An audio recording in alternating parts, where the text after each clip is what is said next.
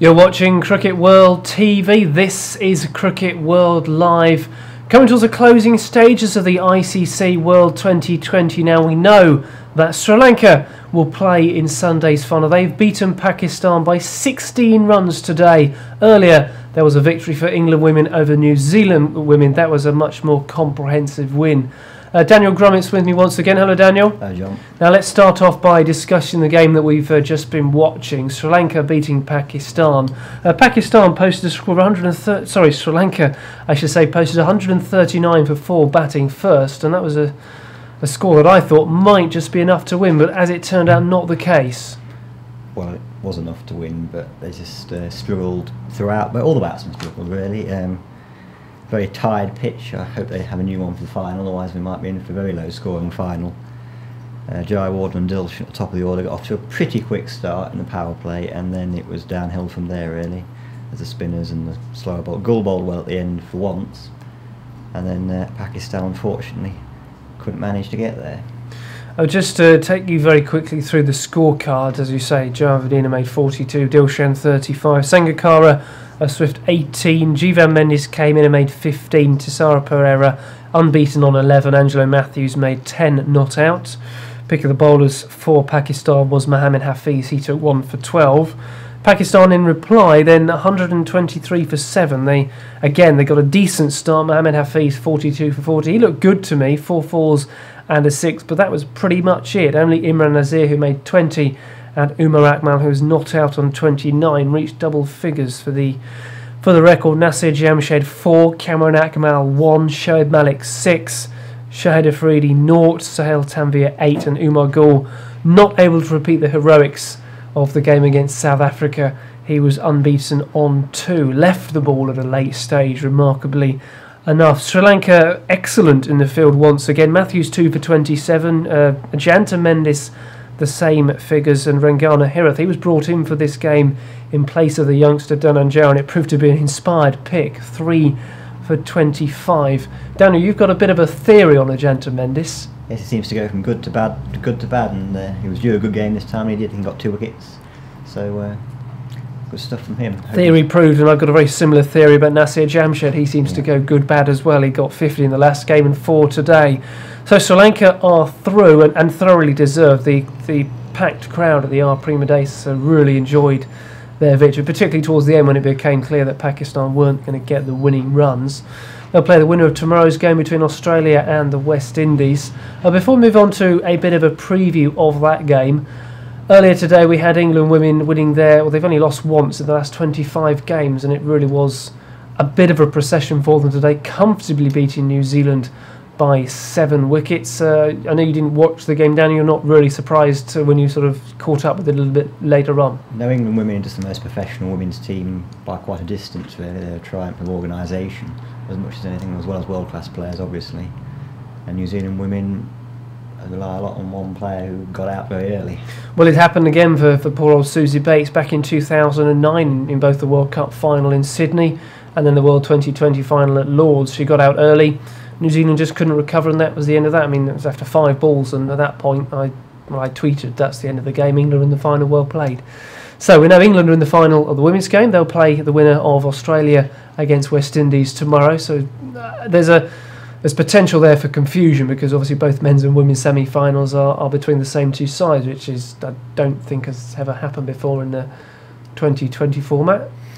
Pretty sure that hasn't happened yet. So that's all going to be quite interesting. But we're going to start our look ahead to Australia West Indies as the men's final. Of course, that takes place tomorrow. And earlier in the week, I spoke to our man in Colombo, Chetan Narula. Chetan, the second semi-final sees Australia take on the West Indies. Australia were too good in their group game earlier on in the tournament, but I certainly get the feeling the West Indies have really grown as the tournament's gone on, are perhaps approaching their best, so that must make it a hard game to call. Yeah, I think, John, it's an equally hard game to call as the Sri Lanka-Pakistan semi-final.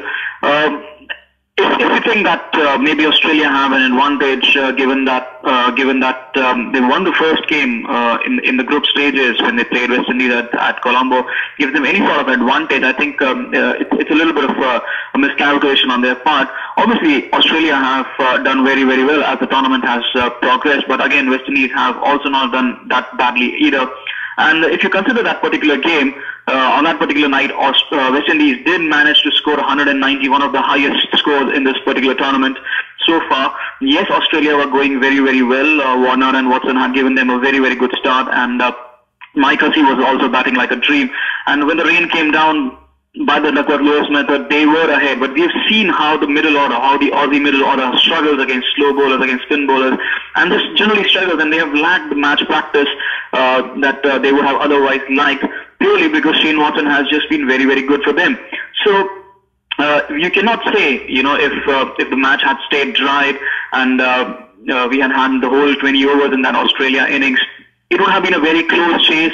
We're not sure if Australia would have won or West Indies would have won. Sure, Duckworth-Lewis says Australia were very, very far ahead, 16 or 17 runs ahead, but again, that doesn't make any difference now. Both the teams are again in Colombo. Both will be playing each other on Friday, and a great matchup, I would say.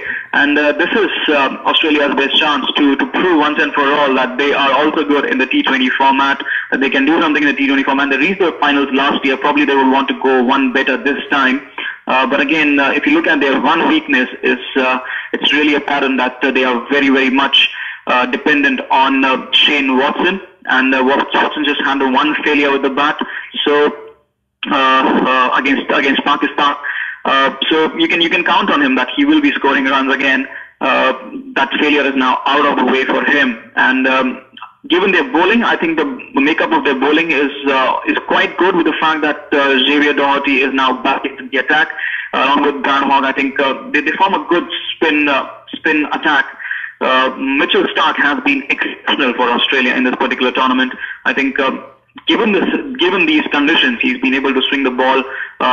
And again, towards the end of the innings, he angles them from right across the stumps, comes around the wicket and angles them in. So he's really settled down and he's bowled really, really well. Pat Cummins is getting into his rhythm. He started off slowly. He was very expensive in the initial matches, but now he's getting into the rhythm. Not taking too many wickets, but again, he's been very economical in the last 2 or 3 games. And as I said, he's getting into the rhythm. So a well-balanced attack for Australia, probably their other strength than Shane Watson himself. Probably this is where they have the advantage over West Indies, because the West Indies bowling attack, apart from Sunil Narine, and also he's been a little patchy, Sunil Narine, but apart from Narine, they don't really have that huge threat. They have Fiddle Edwards and Rampal starting off, but apart from them and Narine, they don't really have those penetrative wicket-taking. Sure, they have Marlon Samuels, who can bowl 120 kph from just 2 steps away, but I think that remains for the last over or the super over. So probably an edge over West Indies given their bowling. Probably the West Indies have an edge in their batting. They have so many explosive batsmen who are ready to just score huge amount of runs at any given point of time. But again, if they are to come good, then a whole lot of things have to click for West Indies. And in that particular sense, they are a bit over-reliant on Chris Gayle. And if he doesn't fire, then West Indies will be in a lot. If he fires, then probably Shane Watson will also not be able to counter him. Well, yes, you make the point there about the West Indies perhaps being a bit over-reliant on Chris Gayle. Do you think Australia, on the other hand, are a little over-reliant on Shane Watson with both bat and ball and David Warner at the top of the order, whereas the one game they didn't really fire, they struggled?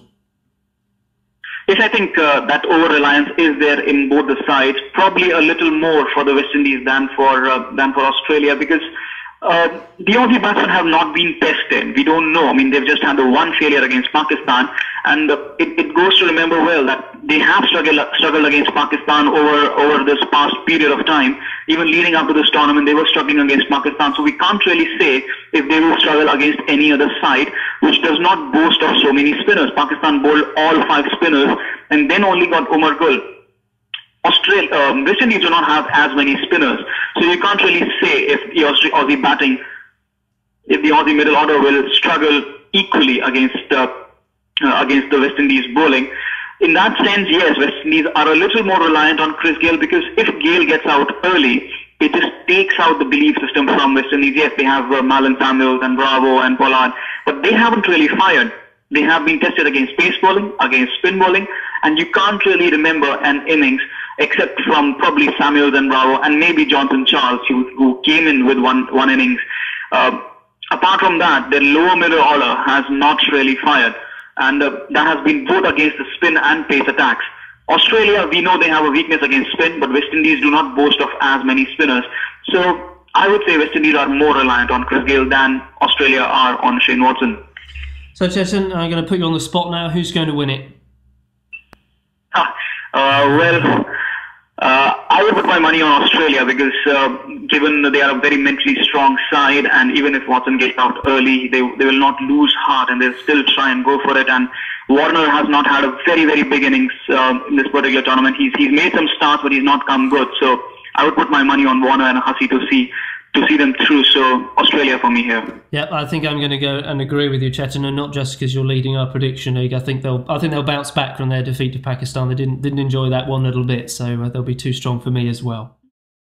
Chetan, the second semi-final sees Australia take on the West Indies. Australia were too good in their group. So, thrown to you now, Daniel. Australia, West Indies tomorrow. Shane Watson and David Warner against Chris Gayle and Marlon Samuels. One of the potential sort of matchups. How do you see it going? Well, I'm going for Australia, John, but West Indies have certainly got a chance. But I think they were a little bit lucky to get through the Super 8s. If they'd been in the other group, I don't think they would have managed it. It's a much weaker group, the one they're in. And Australia, for me, are going to win. Yeah, I agree with you. I think I said there on the piece of Chetan, we're all sort of going for Australia. I think they would be they were very disappointed by the performance against Pakistan. I certainly see them bouncing back. And we can hear the thoughts of their coach, Mickey Arthur, now, who's obviously also very keen for them to bounce back after that loss. Very happy with that. I think if you'd asked us at the start of the tournament, what the best case scenario for us would be, I think we've got it. I think we've done everything asked of us. We topped both our groups in phase 1 and phase 2, and now all to play for. Once you get to semi-final and a final, it's on the day. I think we have had a lot of cricket against West Indies of late, so that does help us. I think we've done some pretty good planning against them, so we just need to rehash that at training today, and then it's just a matter of going out and executing on the day. So couldn't be happier at the moment. Conditions have definitely changed. There's no doubt about that. It's a lot drier now. Wickets are a lot drier. The ball is turning a lot more. Pace is not that much of a factor anymore. So those are all things that we need to think about and strategize about. Mickey Arthur there, who's I think done a very good job since he took over as Australia coach. Now we have got the women's game tomorrow as well between Australia and the West Indies. I mean, I sort of predicted back in June that the 4 teams that got through to the semi-finals would indeed get through to the semi-finals, but Australia have to be made favourites. But Daniel, do you think the West Indies women can spring a surprise? Well, West Indies women are the most improved team in women's cricket. Australia have been there and done it before, and I think on the big stage that will be enough. They've got 2 or 3 key players, West Indies, Stafanie Taylor, Deandra Dottin, the likes of those two. I think Australia's experience will just about see them over the line. And it's been quite interesting for me to see the shift over the last sort of 2 or 3 years of West Indies just gradually, well certainly in terms of 2020 cricket, becoming that 4th best team and displacing it. That really started to happen when they hosted the tournament in 2010. You talked there about Deandra Dottin, who smashed that remarkable centre against South Africa, and Stafanie Taylor, of course, she's recently passed 1,000 runs in 2020 international cricket, and after previous game they played, we can hear from her. Two extremely good wins and just one defeat against Sri Lanka. I'm sure you're very happy to be at the semi-final stage now. Yeah, I think not just me. I think the whole team is actually happy with the performance that we actually had over the past few days. It was quite a shocker with Sri Lanka, but we got over it and bounced back pretty well to beat South Africa to be in the semi-final. And to be honest, we're just looking forward to it, working really hard, and hopefully we come out victorious. I think you're now in the semi-finals. Australia, 2 years ago, you were in the semi-finals. As you said, you lost to New Zealand. What's the focus like? What's the attitude like now to take on Australia?